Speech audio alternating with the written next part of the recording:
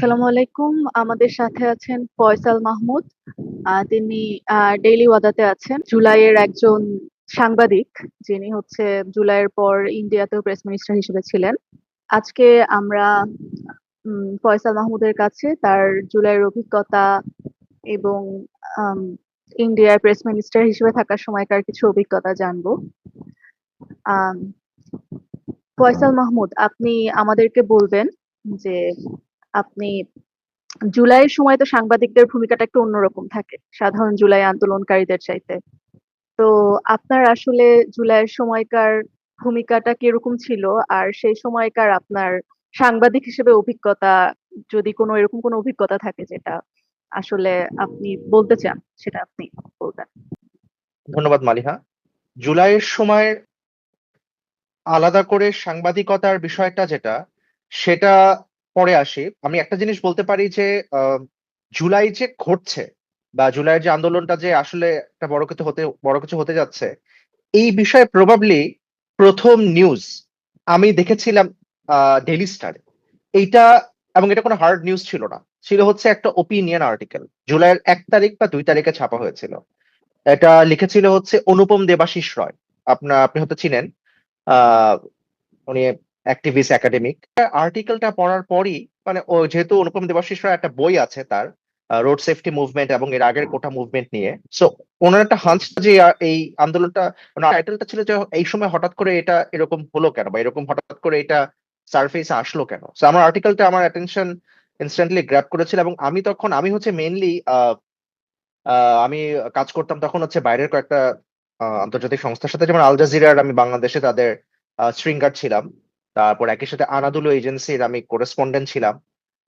Nikki এর সাথে লিখতাম, এশিয়া টাইমসে লিখতাম, ইন্ডিয়ান কয়েকটা পত্র পত্রিকাতে লিখতাম। কারণ আসলে আমাদের যেটা হয় যে বাইরে এক জায়গায় লেখা শুরু করলে হয়তো অনেক জায়গায় লিখি। বাংলাদেশে একটা লোকাল আউটলুক, ওইটার ইংলিশ ভার্সনটা এডিটর হিসেবে ছিলাম বাংলা আউটলুকে। তো ওটা যে ছিলাম ওটা আমি ডিসক্লোজ করতাম না। তো ওই রিপোর্ট গুলো একটু ক্রিটিক্যাল ছিল আওয়ামী লীগ গভর্নমেন্টের, এবং ওই সময় জিনিসগুলো নামটা প্রকাশ করা একটু ঝামেলার ছিল। তো যাই হোক, আমরা 2রা জুলাইতে হচ্ছে বাংলা আউটলুকে ওই ঘটনাটির একটা কন্টিনিউশনের অনুপম দেবাশিস রায়ের ওপিনিয়ন পিসটারই একটা ফলো আপ বলা যায়, একটা লেখা পাবলিশ করলাম।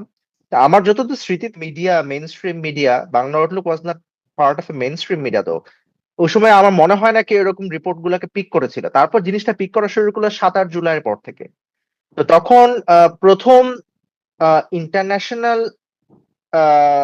রিপোর্ট যেটা আমি জুলাইয়ের উপরে করেছিলাম, সেটা হচ্ছে প্রথম যেদিন তুমি কে আমি কে রাজাকার রাজাকার বলে যখন বের হইলো।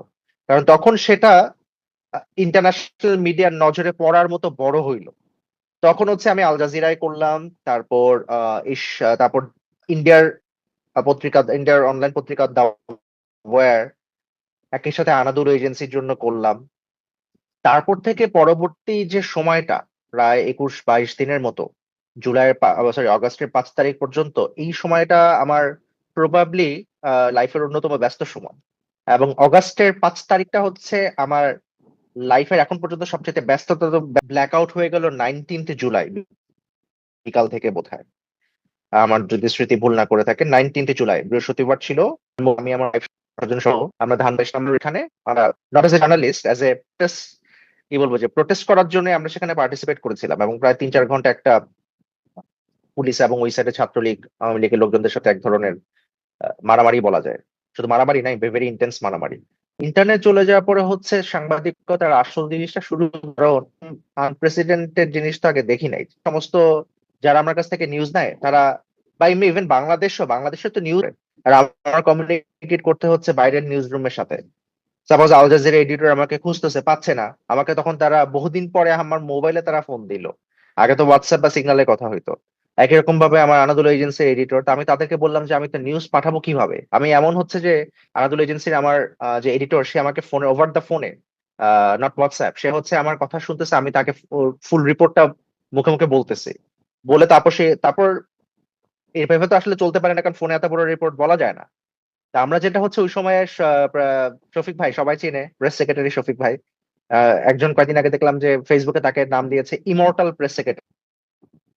কারণ এখন ওনার শব্দটার সাথে আসলে প্রেস সেক্রেটারি চলে আসছে। ওনার এএফপি ব্যুরো চিফ ছিল, উনি এএফপির অফিস ছিল কারণ বাজারে, ওনার অফিসটা হয়ে গেল সবার মিলন মেলা।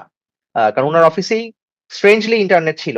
কেন ছিল সেটা তো আর ডিসক্লোজ উনিও করে নাই, আমরাও করতেছি না, বাট ওনার অফিসে ইন্টারনেট ছিল এবং আমরা যেটা করতাম, বাসায় রিপোর্ট লিখে আমি আমার পেন ড্রাইভ, বাসায় পেন ড্রাইভে খুঁজে পাইতাম না, এতদিনে পেন ড্রাইভে তো দরকার নাই, পেন ড্রাইভ খুঁজে বের করলাম, পেন ড্রাইভের মধ্যে রিপোর্ট গুলা নিয়ে ওনার অফিসে নিয়ে ওনার অফিসের কম্পিউটারের মধ্যে পেন ড্রাইভ লাগায় আমি তখন মেইলে কানেক্ট করে এইভাবে স্টোরি পাঠাইতাম। এইভাবে আমি I think I sent more than 20 stories বিভিন্ন জায়গায়।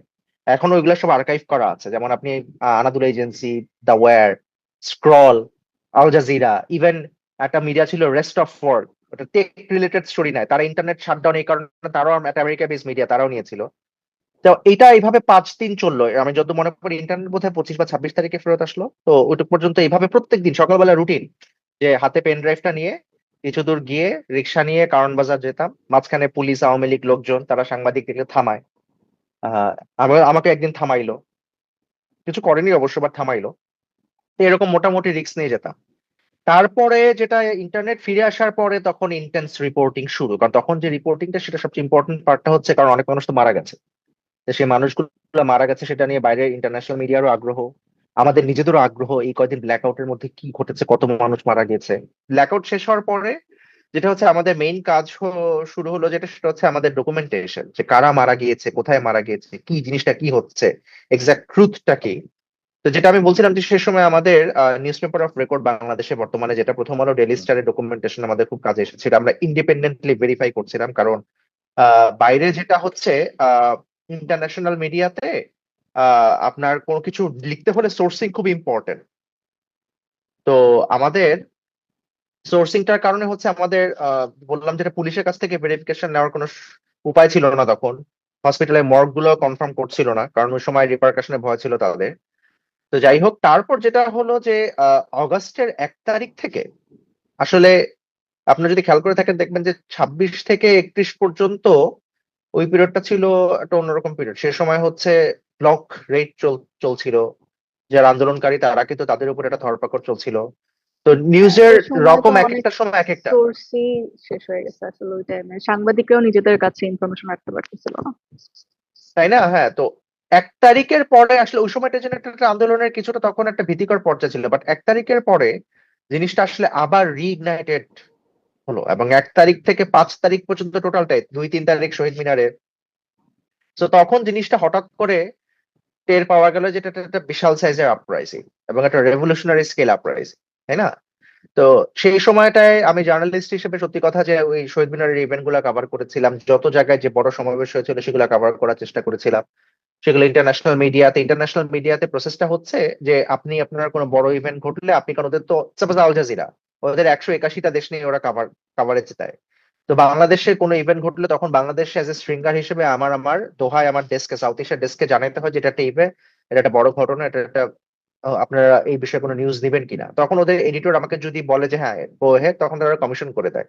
তো ওই সময় দেখা যাচ্ছে যে অনেক প্রতিদিনই তারাই আগ্রহ করে যে কি ঘটছে তোমরা বলো, মানে আমার পিচ করা লাগছে না, তারাই জানতে চাচ্ছে যে ঢাকার অবস্থা কি। তো সব ক্ষেত্রেই তাই। তো এইভাবে এক্স্যাক্টলি এই জন্য 2, 3, 4 আমার খেলা আছে। 4 তারিখটা ছিল খুবই, মানে আমার আমার প্রথম নার্ভাস ব্রেকডাউন বোধহয় 4 তারিখ। কারণ 4 তারিখে যখন আহ মানে আন্দোলনের পরে যখন এইভাবে মানুষ মারা শুরু করলো, আহ আন্দোলনের পরে যখন এইভাবে মানুষ মারা শুরু করলো সকালের পর থেকে, মানে সন্ধ্যার পর থেকে বিকালের থেকে, জিনিসটা হচ্ছে কি যে একটার পর একটা লাশের সংখ্যা বাড়ছে, 20, 30 নিউজ দিচ্ছি, 100-র উপরে ক্রস করে যাওয়ার পর তখন হঠাৎ করে আমার মনে হলো যে আহ, জুলাইয়ের ওই পিরিয়ডটাতে বুঝলাম অগাস্টেও এইভাবে মারবে, এটা শেষ কোথায়। আমার প্রথম রিপোর্টার হিসেবে আমার 4 তারিখে রাত্রেবেলা একটু নার্ভাস ব্রেকডাউন। আমার স্মৃতি যদি ভুল না করে থাকে, ওই দিন রাত্রেবেলা আমি দুজন মানুষের সাথে অনেকক্ষণ ধরে কথা বলেছিলাম। একটা হচ্ছে শফিক ভাই, উনি বর্তমানে আমার এডিটরও ডেইলি ওয়াদায়। আরেকজন হচ্ছে এখন বর্তমানে প্রাইম মিনিস্টার তারেক রহমানের একজন উপদেষ্টা, একটা জাহেদ ভাই, আপনারা সবাই চিনেন। আহ, উনিও ওদিন, ওনারা দুইজনই ফোনের মধ্যে ওদিন, এর আগে পর্যন্ত তাদের মানে তারা স্ট্রং ছিল, বাট আমার খেয়াল আছে তারাও বললো যে এইটা আর কতদিন চলবে এরকম মার্ডারাস রেঞ্জ একটা গভর্নমেন্টের কাছ থেকে, কারণ এটা সিটিজেনকে জাস্ট, মানে your up against your own citizen এখানে। এটা যে স্মৃতিটা চিন্তা করলে অদ্ভুত লাগে। তো 5 তারিখে সকালবেলা আহ ঢাকা দিকে লোকজন আসবে, এগুলো অ্যান্টিসিপেশন, ওই দিন কিছুটা ঘটবে বিশাল কিছু। আমি সকাল থেকে আমার রাতে তো আমার ধারণা ওই দিন রাতে বেলা 4 তারিখ রাতে বাংলাদেশের ম্যাক্সিমাম মানুষেরই ঘুম হয় নাই, আমারও ঘুম হয়নি। তো সকাল থেকে কি হবে নিউজ, প্রথম একটা আমার খেয়াল আছে যে আমি একটা নিউজ এক দফার, সেটা আমি নিক্কে এশিয়া জাপানের তাকে পাঠাইলাম সকালবেলা উঠে। তারপর দিক থেকে আমাকে আনাদুলু এজেন্সি জানতে ছিল, হঠাৎ করে একটা 1 ঘন্টার ইন্টারনেট ব্ল্যাকআউট ছিল, সাথে সাথে তখন ইন্টারনেট ব্ল্যাকআউটের নিউজটা আবার দিতে হলো। তারপর 12টা থেকে কিছুটা আস্তে আস্তে খবর আসা শুরু করলো যে বোধহয় আহ শেখ হাসিনা পালাচ্ছে, এরকম কিছু, বাট কোনো কনফার্মেশন নাই, পুরা খবর। প্রথম কিন্তু নিউজটা ব্রেক করেছিল এফপি শফিক ভাই, উনি এফপি তে, তারপরে আমরা সবাই ভরসা পেলাম। আর আমার তখন আমার the business স্ট্যান্ডার্ডের deputy editor Mubin Sadman খান, খুবই ভালো একজন জার্নালিস্ট। উনি স্ট্রেঞ্জলি ওনার এক আত্মীয়কে ওই দিন এয়ারপোর্ট থেকে পিক করার জন্য উত্তরায় ছিল। তো উত্তরায় উনি একটা বাসায়, প্লেন তখনও নামে নাই, উনি বারান্দা থেকে দেখছে যে হঠাৎ করে মানুষ আসা শুরু করছে।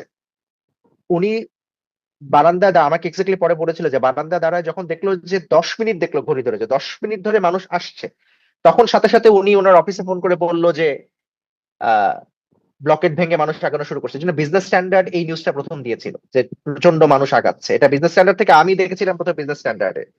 তো যাই হোক, 5 তারিখে এরপরে যখন খবর আসলো যে হাসিনা শেখ হাসিনা উনি আহ হেলিকপ্টারে করে পালিয়ে গেছে, আমার তখন তখন আমার ডেস্কে যে বসলাম, আমি ডেস্কে বসেছিলাম, but I am not এক্সাজারেটিং।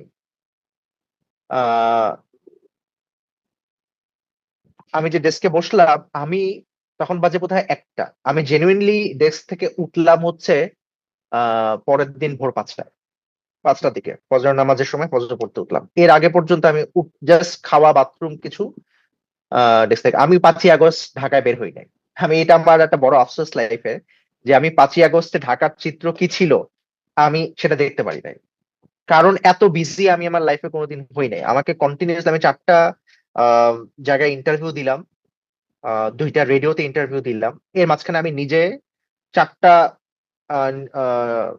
Including Al Jazeera, Anadolu agency, তারপর নিক্কে এশিয়া, এদের সবার জন্য আমি স্টোরি ফাইল করলাম কন্টিনিউয়াসলি। আমি আমার ডেস্কে বসে এই যে কাজ করলাম, পরদিন ভোর 5টায় উঠলাম। তো আমি আমার লাইফে একটা বড় আফসোস যে আমি 5ই আগস্টে ঢাকায় অ্যাকচুয়ালি কি ঘটেছিল সেটা আমি দেখি নাই। আমার কোনো আমি এটা নিয়ে আমার মানে এখন আফসোস লাগে, ইন হাইন্ডসাইট মনে হয় যে কিছুক্ষণের জন্য উঠে বাইরে আমার বের হয়ে দেখে আসলেও হইতো, বাট আমি দেখতে পারি নাই।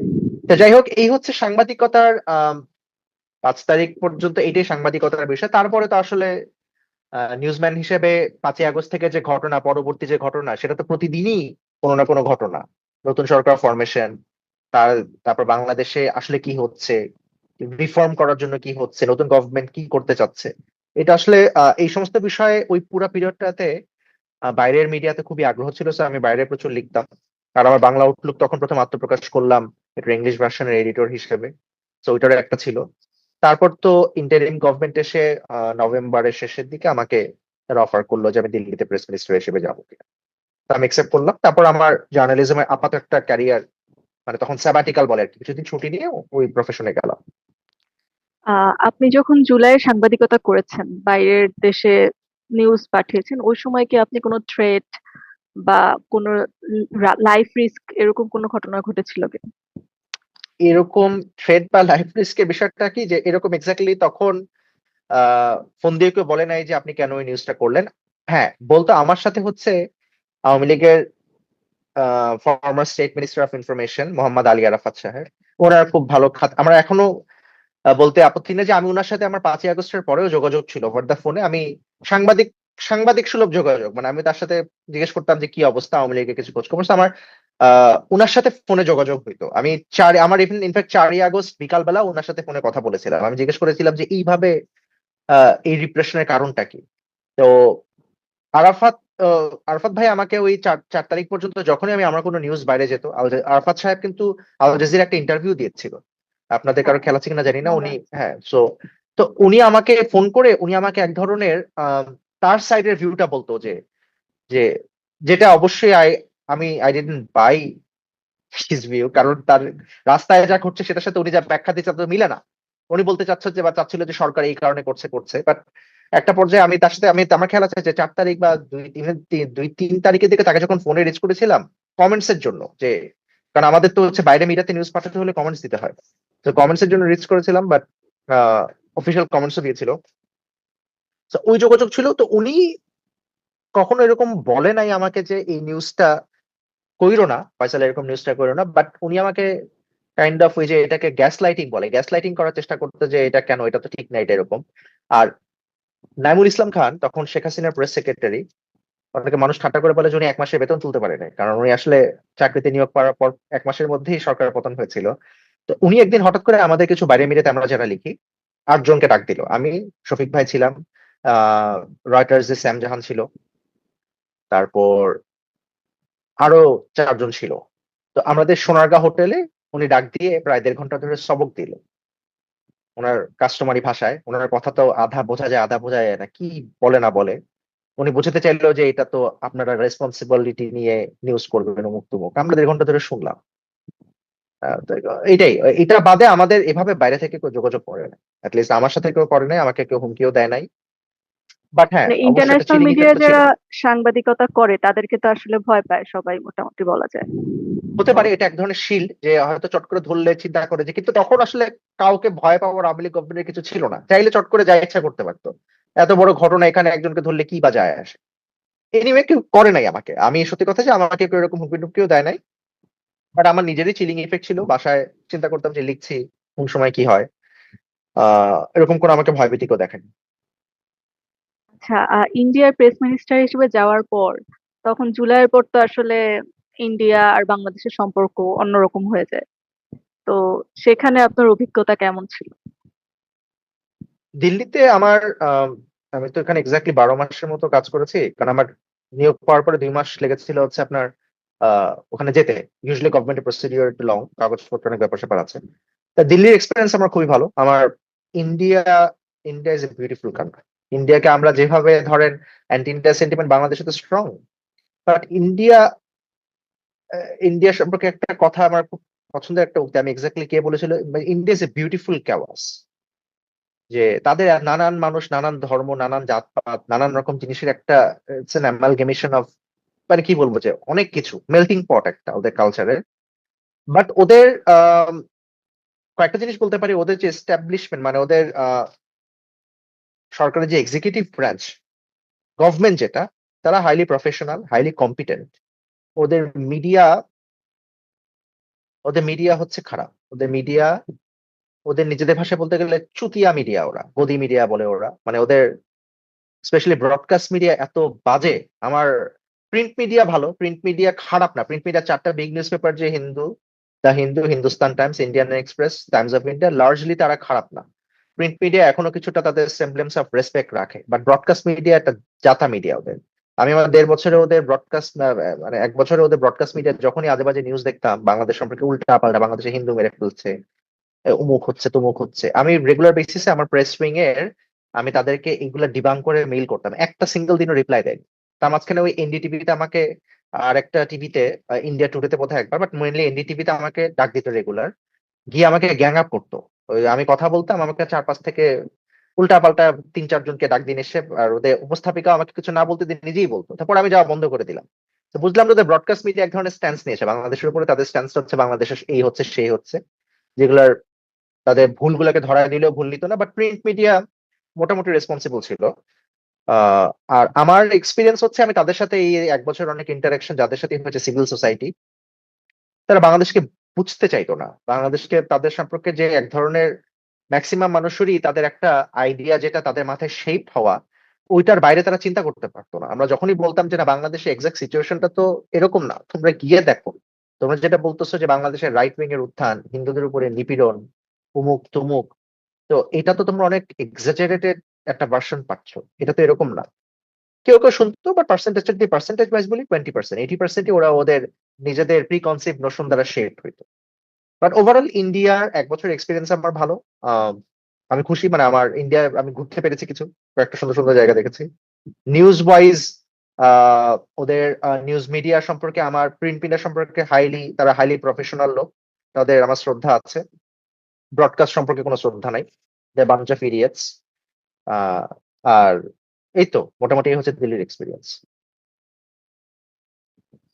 ইন্ডিয়ায় মুসলিম নির্যাতনের বিষয়টা মিডিয়ায় আমরা যেরকম দেখি, বিষয়টা কি ওরকম?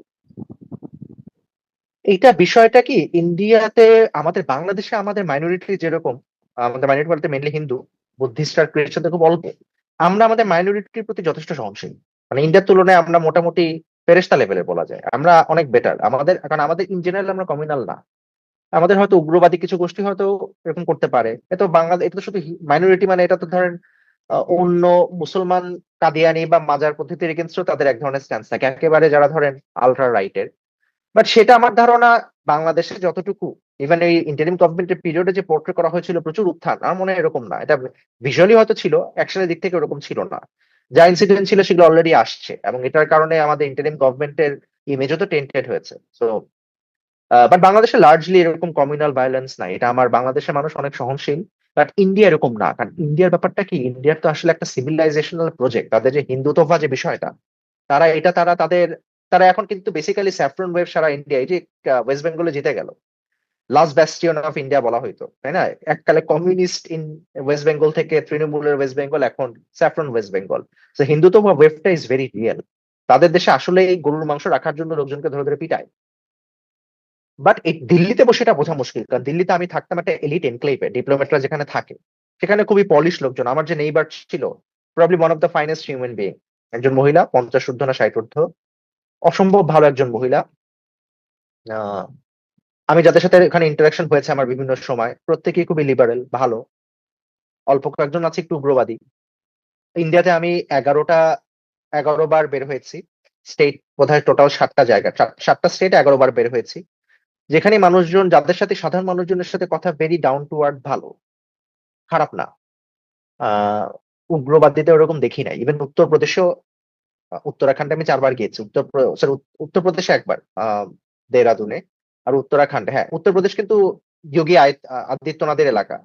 কিন্তু আমি ওরকম, মানে এমন না যে আমি গিয়ে দেখলাম যে ওখানে মানুষজন রিপ্রেশনের মধ্যে আছে, এরকম না। বাট ইন জেনারেল একটা অস্বস্তি বোধহয় মাইনরিটিদের আছে। আর ইন্ডিয়া অনেক বেশি কমিউনাল বাংলাদেশের থেকে, এই ব্যাপারে কোনো সন্দেহ নাই। বাংলাদেশ অনেক বেশি সহনশীল। আপনারা নতুন একটা পত্রিকা লঞ্চ করেছেন, ডেইলি ওয়াদা। তো এটার বিষয়ে কিছু বলবেন? ডেইলি ওয়াদা, এটা এটা হচ্ছে আমাদের interim committee, eternal press secretary Shafiqul Alam ভাই, উনি এটার এডিটর। আমি এখানে জয়েন করেছি ম্যানেজিং এডিটর হিসেবে। এটা একটা daily newspaper funded by MGH group. Usually বাংলাদেশে যে কোনো পত্রিকা আসতে হলে একটু বড় বাজেট লাগে, কারণ পত্রিকা তো আসলে কোনো লাভজনক বিজনেস না, এটাকে লাভজনক করা খুব মুশকিল। তো এই জন্য it has to be funded by large corporate group, কারণ পত্রিকার তো খরচ আছে। তো এটা এমজিএইচ গ্রুপ ফান্ডিং করেছে। তো আমাদের এডিটোরিয়াল স্ট্যান্সটা হচ্ছে, আহ, যেটা আমরা বলতে চাচ্ছি যে সেন্টার রাইট ভিউ, আমাদের সেন্টার রাইট প্রোগ্রেসিভ ভিউ। কারণ বাংলাদেশে আসলে পত্রিকাগুলা যেগুলা, তারা দাবি করে তারা সেন্টার লেফট বা কিছুটা লেফটিস্ট। তো বাংলাদেশে এই সেন্টার রাইটের একটা গ্যাপ রয়ে গেছে। বাট সেন্টার রাইট বলতেই যদি এটাকে কেউ যদি তকমা দেওয়ার চেষ্টা করে যে এটা ডানপন্থী পত্রিকা, মানে কোট আনকোট প্রচলিত বাংলা ভাষার ডানপন্থী পত্রিকা বা ইসলামিস্ট পত্রিকা বা ইউ নেম ইট, এভাবে যদি কেউ বলতে চায়, তাহলে বলবো যে ওকে, কিপ রিডিং আস, তাহলেই বুঝবেন আমরা কি ধরনের। কারণ আমরা বিশ্বাস করি যে আমাদের এডিটোরিয়াল স্ট্যান্সে আমরা কয়েকটা জিনিসকে রিফ্লেক্ট করি। যেমন আমরা জুলাইয়ের যে স্পিরিট, যেটা এখন অনেক মানুষ শুনলে বলে, এটা অনেকটা, আমি আমার একটা কয়েকদিন আগে ফেসবুক পোস্ট লিখেছিলাম যে জুলাই শব্দটা হয়ে গেছে কোভিড এর মতো। কোভিড এর শেষের দিকে, 2021-এর শেষের দিকে মানুষ কোভিড শুনতে চাইতো না। আচ্ছা, আসছে আসছে গেছে, হয়ে গেছে জুলাই। এখন অনেক মানুষ এরকম, এটাকে, এটা শুনলে মনে আছে হয়েছে তো ঠিক আছে, এখন আর কত। না, আমরা এটা না, আমরা হচ্ছে, আমরা বিশ্বাস করি July was a rupture, it was a watershed moment for বাংলাদেশের হিস্ট্রি। আমরা এই জুলাই স্পিরিটটা কি, এটা এখন নানান কিছু হতে পারে, যে আমরা আহ, ইনসাফের বাংলাদেশ, বা আমরা,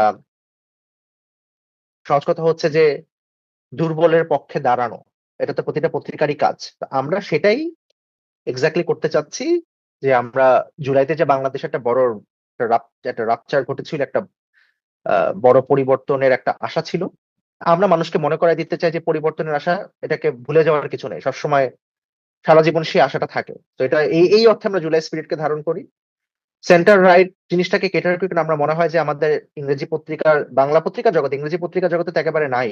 এইখানে এই বাংলাদেশ যেহেতু লার্জলি একটা মুসলিম কান্ট্রি, এবং এই লার্জলি মুসলিম ভিউ পয়েন্ট, এটা হচ্ছে একেবারে প্রান্তিক পর্যায় থেকে শুরু করে উঁচু পর্যায় পর্যন্ত তাদের ভিউ পয়েন্ট, তাদের সোশিও পলিটিক্যাল এবং কালচারাল ভিউ পয়েন্টকে রিপ্রেজেন্ট করার মতো বা তাদের জিনিসটাকে অ্যাকোমোডেট করার মতো মিডিয়া এরকম নাই। আমরা ওটাকে অ্যাকোমোডেট করব, বাট অনলি কোথায়, যেটা হলো আমাদের এডিটোরিয়াল আর অপেডে। নিউজ আমাদের জন্য সিক্রেট। নিউজ যদি নিউজকে আমরা কোনো ডিস্টর্ট করব না বলেই আমরা বিশ্বাস করি। নিউজ হচ্ছে অবজেক্টিভ, যেটা যা ঘটবে সেটাই দিব, এডিটোরিয়ালে আমরা সেটা রিফ্লেক্ট করবো। বাংলাদেশে এই নুয়েন্সটা অনেকে বুঝতে চায় না। যেমন বাইরের যে সমস্ত মিডিয়া নাম করা, New York Times suppose, New York টাইমসে কিন্তু তারা এডিটোরিয়াল একটা স্ট্যান্স নেয়। সাপোজ তারা ডেমোক্রেট আর রিপাবলিকানদের যখন তাদের জাতীয় নির্বাচন হয়, তখন তারা কিন্তু অনেক ক্ষেত্রে ডেমোক্রেটদের এন্ডোর্স করে, বলে দেয় যে আমরা এই বছর ডেমোক্রেটদের এন্ডোর্স করতেছি। তখন তারা তাদের এডিটোরিয়ালে ডেমোক্রেটদের কে এন্ডোর্স করে। কিন্তু হিলারি ক্লিন্টনের যখন ইমেইল কেলেঙ্কারি ঘটলো, তখন নিউ ইয়র্ক টাইমসই কিন্তু দিল। তা আমরা বলতে চাচ্ছি যে আমরা এরকম, যে আমরা আমাদের এডিটোরিয়াল আর আমাদের নিউজটাকে সেপারেট রাখতে চাই। হোপফুলি আমরা পারবো। আহ বাংলাদেশের সাংবাদিকতা জগতের যত বাধা টাধা আছে ওগুলাকে মেনে নিয়েই করার চেষ্টা করবো। So, এটা আমাদের আপাতত রাইট। আমরা এইভাবেই পত্রিকাটাকে করতে চাচ্ছি। এটা নিয়ে আপনাদের পরবর্তী পরিকল্পনা কি? ওয়াদা নিয়ে আসলে আপনারা কি এটা কি অনলাইন বেসড একটা উম, আমরা আমরা এখন তো এটা অনলাইন চালু হয়েছে। পত্রিকা মার্কেটে আসার আমাদের ইচ্ছা আছে অগাস্টে আনার। কারণ পত্রিকা আনার আগে, পত্রিকা আসলে কি যে অনলাইন আমি চালু করে দিলাম, কিন্তু পত্রিকার ক্ষেত্রে যেমন আমার ব্যক্তিগত স্ট্যান্স, আমি বলি যে ফ্রন্ট পেজটা যে আসবে, মানুষের টেবিলে গিয়ে সকালবেলা যে ফ্রন্ট পেজটা আসবে, সেটার ব্যাপারে আমার কাছে মনে হয় যে এটা একটা খুবই গুরুত্বপূর্ণ জিনিস। আমার কাছে মনে হয় যে এইটাকে রেডি করার জন্য আমাদের আরো আমরা কিন্তু পত্রিকা বের করছি ইন্টারনালি আমাদের। কারণ আপনি জানেন কিনা জানি না যে পত্রিকা যখন ডিক্লারেশন পায়, তখন ডিএফপি, তথ্য মন্ত্রণালয়ের আন্ডারে, তাদেরকে আমাদের পত্রিকা একটা কপি বের করে প্রতিদিন পাঠাতে হয়। আমরা কিন্তু পত্রিকার নিজেদের ইন্টারনাল পত্রিকা রেগুলার বের করছি, বাট এটাকে প্রতিদিন রিফাইন করছি। তো সামনে পত্রিকাটা যখন মার্কেট রেডি হবে, তখন আমরা মার্কেটে জিনিসটাকে প্রথমবারের মতো নিয়ে আসবো। আর এটা বাদেও সম্ভবত আমাদের এমজিএচ গ্রুপ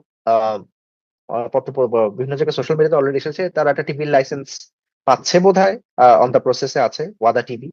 তো ওটা যদি পায় তাহলে একটা ইন্টিগ্রেটেড মিডিয়া, কারণ এমজিএচ মিডিয়ার আন্ডারে ওয়াদা টিভি, দৈনিক ওয়াদা, দুইটাই থাকবে আর কি, দুই ভার্টিক্যালি কাজ করবে। বাংলাদেশের কোনো এরকম ইন্টারন্যাশনাল মিডিয়া আসলে নাই যে বাংলাদেশের পার্সপেক্টিভটাকে রিপ্রেজেন্ট করবে, যেমন ইন্ডিয়ার উপরে ইন্ডিয়ার যে পার্সপেক্টিভটা তারা ইন্টারন্যাশনালি ছড়াইছে যে বাংলাদেশ হিন্দুদেরকে টর্চার করছে জুলাইয়ের পর। তো এটাকে রিবাটাল দেওয়ার মতন বাংলাদেশে কোনো ব্রডকাস্ট মিডিয়া আসলে ছিল না। তো ওয়াদা কি আসলে ইন্টারন্যাশনাল একটা মিডিয়া হতে যাচ্ছে নাকি একটা ন্যাশনাল মিডিয়াই তারা হবে? Good question. একেবারে যে নাই তা না। শাফকাত রাব্বি অনেক ভাই, উনি টেক্সাসে থাকে, উনি কিন্তু একটা জিনিস দিয়েছে, CNTV, saint peace nation TV. ছোট পরিসরে, কিন্তু তারা ভালো কাজ করছে। আমি জানি না তাদের কাজ ফলো সবাই করে কিনা, বাট আপনি ফলো করতে পারেন যে ওদের কাজ কিন্তু ভালো। ওরা যথেষ্ট অল্প, যে পাঞ্চিং আবাভ দেয়ার ওয়েট, ভালো কাজ করছে। ওয়াদার ইচ্ছা আছে, ওয়াদা টিভি।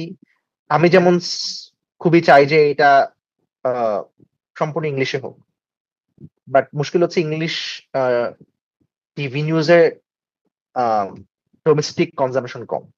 সো এটাকে বিজনেস কেস হিসেবে উপস্থাপন করা মুশকিল। এগেইন, আপনি যেহেতু যদি if are being backed up by a large corporate group, তারা কিন্তু চাবে একটা পর্যায়ে রেভিনিউ জেনারেশন। সো এই জায়গায় আমরা কাজ করছি, দেখি কি করা যায়। মানে আমাদের ইচ্ছা আছে। আর ইন্টারন্যাশনাল স্ট্যান্ডার্ডে করার একটা বড় প্রবলেম হচ্ছে আমাদের হিউম্যান রিসোর্স কতটুকু রেডি, এটা এখন আমরা বুঝছি না, কারণ আমাদের তো এইভাবে কেউ করেন নাই। সো আমাদের ইচ্ছা আছে, দেখি কি করা যায়। আচ্ছা, আর শেষে আপনি যদি বাংলাদেশের মানুষের উদ্দেশ্যে কিছু বলতে চান। বাংলাদেশের মানুষের উদ্দেশ্যে কিছু বলার মতো বড় এখন আমি হই নাই। আমি খালি সাংবাদিক হিসেবে এটুকু বলতে পারি যে সোশ্যাল মিডিয়াতে প্রচুর আমাদের এখন সবার যেটা হয়ে গেছে, আমাদের সোশ্যাল মিডিয়া থেকে আমরা নিউজটা নেই। সোশ্যাল মিডিয়া থেকে কোনো বড় ইনফ্লুয়েন্সারের কাছ থেকে, বা আমাদের পত্রপত্রিকার যে সোশ্যাল মিডিয়ার যে হ্যান্ডেল গুলা থাকে সেখান থেকে, বা পেজ থাকে সেখান থেকে নিউজটা নেই। আমার একটা কথা হচ্ছে যে নিউজ, আমরা যারা নিউজ পেপারম্যান বা নিউজ যারা প্রডিউস করি, আমরা কিন্তু এটার পিছনে প্রচুর শ্রম দেই।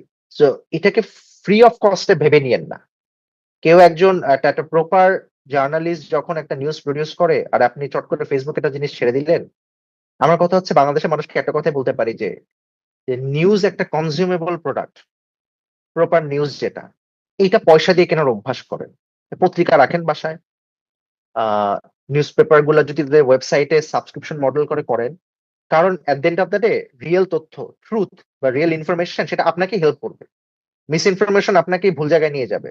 Real information at the end of the day is power. তো আমার কথা হচ্ছে নিউজ মানে নিউজকে কনজিউমেবল প্রোডাক্ট হিসেবে ট্রিট করেন, এটার জন্য পয়সা দেন। না হলে আমরা নিউজ পেপার ম্যান আপনাদেরকে সত্যটা দিতে পারবো না। এটাই হচ্ছে আমরা বাংলাদেশের মানুষের জন্য কথা। আচ্ছা, প্রথম আলো আর ডেইলি স্টার যে ডেইলি স্টারের ব্যাপারে বাংলাদেশের মানুষের যে পার্সপেক্টিভ বা জুলাইপন্থী মানুষদের যে পার্সপেক্টিভ, এটার ব্যাপারে আপনি কিছু বলতে চান কিনা? মানে প্রথম আলো ডেইলি স্টারে ওই যে বললাম, প্রথম আলো ডেইলি স্টারে কিন্তু একটা এডিটোরিয়াল স্ট্যান্স আছে। প্রথম আলো ডেইলি স্টারের তারা সেন্টার লেফট। ইউজুয়ালি ধরেন আপনি বাংলাদেশের সবচেয়ে বড় দুজন এডিটর, মতিউর রহমান সাহেব এবং মাহফুজ আলম সাহেব। মতিউর রহমান সাহেব কিন্তু বামপন্থী একটা পত্রিকা করতে একতা, সো তাদের ভিউ পয়েন্টটা হচ্ছে লেফটিস্ট ভিউ পয়েন্ট। ইউজুয়ালি যে কোনো প্রোগ্রেসিভ মিডিয়া বা প্রোগ্রেসিভ পত্রিকা যে কোনো দেশেই যান না কেন একটু লেফটের দিকে থাকে। রাইট উইং পত্রিকা কি ইউজুয়ালি মানুষ একটু কি বলে যে নিউজ পেপার সার্কেলে তারা দেখা যায় একটু আহ, যারা মানে এক্সাক্ট ওয়ার্ডটা খুঁজে পাচ্ছি না, মানে একটু ইয়া চোখে দেখা হয় যে আচ্ছা ওরা তো রাইট উইং কে কেটার করছে, তা আমরা তো এটা করবো না, আমরা তো মোর প্রোগ্রেসিভ। তো প্রথম হলো ডেইলি স্টারের বিষয়ে আমি এক কথা বলতে পারি যে তারা তাদের নিউজ গ্যাদার করা এবং রিসোর্স যেটা সেটা এখনো আনপ্যারালাল, স্পেশালি প্রথম আলোটা আনপ্যারালাল। তাদের যে নেটওয়ার্ক, তাদের নিউজ ব্রেক করার যে ক্ষমতা সেটা, আর তারা ইউজুয়ালি ডেইলি স্টার অনেক ভুল দেয়। ডেইলি স্টারে ভুল দেওয়ার বিষয়ে এ নিয়ে প্রচুর গবেষণা আছে। ডেইলি স্টারে যেটা হচ্ছে ডেইলি স্টারের আমি যেমন প্রথম আলোকে আমি ধরে রাখি যে আমি এখন আমার ইনস্টিংক্ট হচ্ছে বাংলাদেশের কোনো নিউজ যদি জানতে চাই, আমি ইউজুয়ালি সাংবাদিক হিসেবে দেখেছি প্রথম আলো করেছে কিনা। ওরা করলে মনে করি যে ওকে আচ্ছা ফাইন, এটা নিউজ হিসেবে এটার প্রবাবলি সত্যতা আছে। ডেইলি স্টারের ক্ষেত্রে আমার সেই বিশ্বাসটা এখন চলে গেছে, কারণ ডেইলি স্টার ভুল ভ্রান্তিতে করে কিছু। নিউজের এই এই জায়গায় ওরা আনপ্যারালাল, স্পেশালি প্রথম আলো আনপ্যারালাল। ওদের এডিটোরিয়াল ভিউ পয়েন্টের সাথে আমি একমত না অনেক জায়গায়। এডিটোরিয়াল ভিউ পয়েন্টে তারা হয়তো সূক্ষ্মভাবে তারা কিছু ওয়ার্ডিং, সূক্ষ্মভাবে তারা কিছু ভিউ পয়েন্টকে তারা প্রমোট করে তাদের নিউজ ফ্রেমিং, হেডলাইন ফ্রেমিং এগুলোর মাধ্যমে তারা হয়তো কিছু করে। বাট এখানে আমার একটা কথা হচ্ছে তারা এটা করার লাক্সারি তাদের আছে, কারণ তারা ওই পর্যায়ে তাদেরকে নিজেদেরকে নিয়ে গেছে। অন্য কেউ এটা করতে পারে নাই। তো অন্য কেউ করতে পারলে তখন এর ব্যাপারটা কি যে মানুষ কোনটা, কোন প্রোডাক্টটা মানুষ নিবে, কোন প্রোডাক্টটা মানুষ খাবে, এটা তো আপনি তার উপরে জোর জবরদস্তি করতে পারবেন না। প্রথম আলো ডেইলি স্টার মানুষ খাচ্ছে কারণ তারা তাদের ওই জায়গায় নিয়ে গেছে। আপনি এটার এগেনস্ট, যেমন সাপোজ আমি আমার পত্রিকা ডেইলি ওয়াদা, এটাকে যদি আমি ওই জায়গায় নিয়ে যেতে পারি তখন মানুষ আমার প্রোডাক্ট কনজিউম করবে। তো এর আগে পর্যন্ত আসলে ওরা বাই ফার বাংলাদেশের নিউজ পেপার অফ রেকর্ড। তারা তাদের, আমার ওটুকুই কথা, তাদের যে এডিটোরিয়াল যে মাস্তানি সেটা করার জায়গায় তারা তাদেরকে নিয়ে গেছে। তো এই বিষয়ে আমার আর বলার কিছু নেই। জুলাইয়ের পর তাদের যেসব ওয়ার্ডিং বা ফ্রেমিং নিউজের ক্ষেত্রেও এসেছে, সেখানেও কিছুটা বায়াস লক্ষ্য করা গেছে। যেমন সেটা তারা আছে। আর প্রথম আলো ডেইলি স্টারের কিন্তু ওই পজিশন, সত্যি কথা যে বাংলাদেশের বিশাল জনগোষ্ঠীর মধ্যে এখন কিছুটা হলেও কমেছে। সত্যি কথা যেটা যে আগে যেটা ছিল এখন নাই। তবে প্রথম আলো ডেইলি স্টারের তো ব্যাপারটা কি যে নিউজ পেপার অফিসে আপনি দেখেছেন ওই ইন্টারিম গভর্নমেন্টের সময়, যেটা আমরা ওয়ান অফ, যেটা নিয়ে আমি সবাই বিব্রত, আমাদের ইন্টারিম গভর্নমেন্টের সবাই বিব্রত ছিল যে তাদের অফিসগুলোকে আগুন দিয়ে পুড়া দেওয়া। তো এইটার মুশকিলটা কি যে আপনি ধরেন সাপোজ প্রথম আলো ডেইলি স্টারের এগেইনস্টে তাদের এডিটোরিয়াল ফ্রেমিং, তাদের নিউজের ফ্রেমিং কে নিয়ে সমানে সমালোচনা করে আপনি একটা রাইটফুলি মোরাল হাই গ্রাউন্ডে চলে গিয়েছিলেন।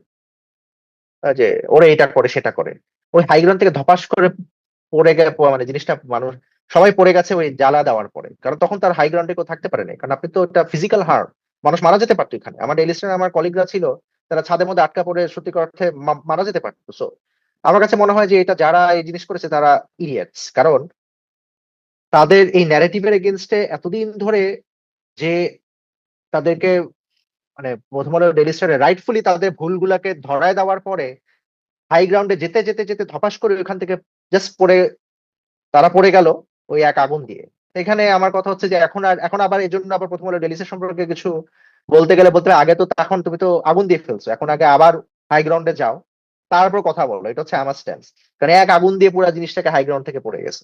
ওটা ঠিক হয়? ওটা তো ফিজিক্যাল হার্ম। ফিজিক্যাল হার্মের ক্ষেত্রে আমার স্ট্রং রিজার্ভেশন, কারণ কথার এগেনস্টে কথা, হার্ম করলে তার কিছু বলার নাই।